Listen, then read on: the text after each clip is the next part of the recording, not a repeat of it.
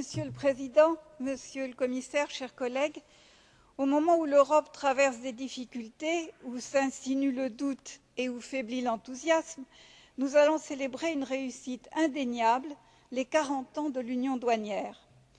De 1968 à 2008, les douanes ont été un exemple de réactivité et d'adaptation. Souvenez-vous de la fermeture des postes aux frontières entre les États membres en 1993. Les douanes ont su redéployer leurs forces, et ceci dans la modernité. Leur rôle est complexe puisqu'elles doivent répondre à des défis mondiaux.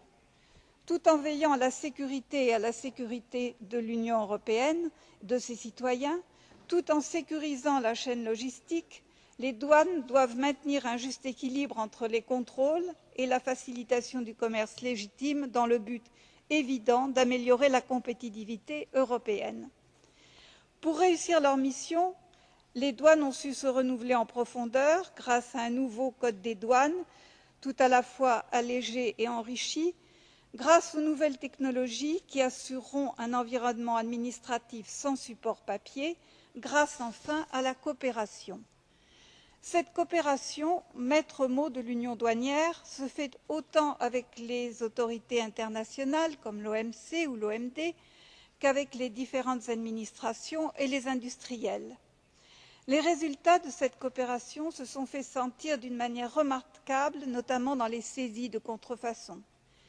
La coopération internationale a malheureusement des limites et actuellement on ne peut que déplorer la décision unilatérale du Congrès américain sur le 100% scanning des conteneurs dans les ports de l'Union. Les douanes ont besoin de notre appui pour des discussions réalistes.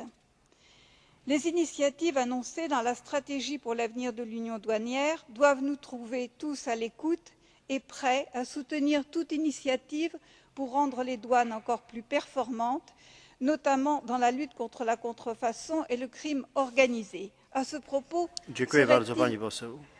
Niestety czas